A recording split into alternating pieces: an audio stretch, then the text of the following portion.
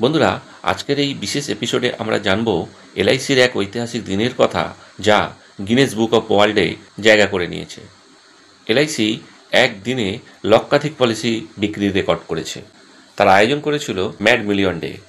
LIC কিভাবে একদিনে লক্ষাধিক পলিসি বিক্রি করলো, তার পিছনে রয়েছে বিশেষ পরিকল্পনা, উৎসাহ আর লক্ষ্যে অবিচলতা।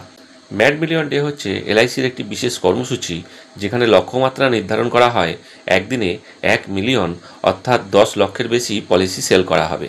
এটি শুধুমাত্র বিক্রির জন্য নয়, বরং একটি অনুপ্রেরণা, যেখানে দেশ জুড়ে হাজার হাজার এজেন্ট একযোগে কাজ করবে। ম্যাড মিলিয়ন ডে নামটা শুনেই বোঝা যাচ্ছে এটা একটা বেপরোয়া লক্ষ্যে পৌঁছানোর দিন। এমএডি, ম্যাড অর্থাৎ মিশন অ্যাচিভ ডে।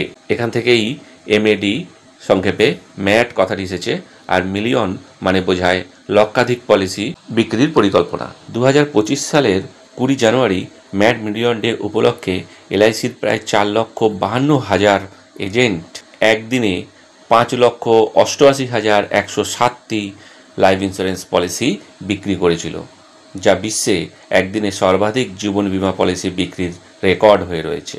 আর এ কারণেই গিনেস ওয়ার্ল্ড রেকর্ডে নাম করে নিল এলআইসি। প্রথম ম্যাড মিলিয়ন ডে চালু হয়েছিল 2022 সালে, এবং তখন থেকেই এটির এলআইসির একটি বার্ষিক আয়োজন হয়ে দাঁড়িয়েছে। এটি সাধারণত মার্চ মাসে হয়ে থাকে, যখন ফিনান্সিয়াল ইয়ার ক্লোজিং হয়, কিন্তু 2025 সালে এটা আয়োজন করা হয়েছিল 20 জানুয়ারি। শুধুমাত্র এলআইসির এজেন্টের জন্যেই কিন্তু এলআইসি দাঁড়িয়ে রয়েছে, আর এই ম্যাড মিলিয়ন ডে যে সাকসেস হয়েছে শুধুমাত্র সেই এজেন্টদের কারণে। এই দিনটিকে সফল করতে এলআইসির প্রতিটি এজেন্ট গুরুত্বপূর্ণ ভূমিকা পালন করেছিল।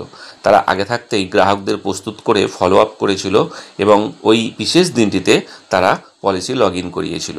আসলে এটা ছিল এলআইসির একটি বিজনেস ট্রিক্স, যার মাধ্যমে এলআইসির যে মার্কেট অনেকটাই নিচে পড়ে যাচ্ছিল, বিশেষ করে পলিসি সেলের দিক থেকে এলআইসি যে পিছিয়ে পড়েছিল, স্টেট ব্যাঙ্ক অফ ইন্ডিয়া এগিয়ে গিয়েছিল, সেখানে কিন্তু এলআইসি এই ম্যাড মিলিয়ন ডে ঘোষণা করে আবার নিজের পজিশান ধরে ফেলেছিল। একটা সময় ছিল যখন এলআইসি একচেটিয়া ইন্স্যুরেন্স বিজনেস করে গেছে, কিন্তু এখন সেই দিন আর সেই সময় পাল্টে গেছে। কেননা এখন অনেক insurance company, private insurance company চলে এসেছে, ফলে এলআইসিকে এখন প্রতিনিয়ত লড়াই করে তার জায়গা বজায় রাখতে হচ্ছে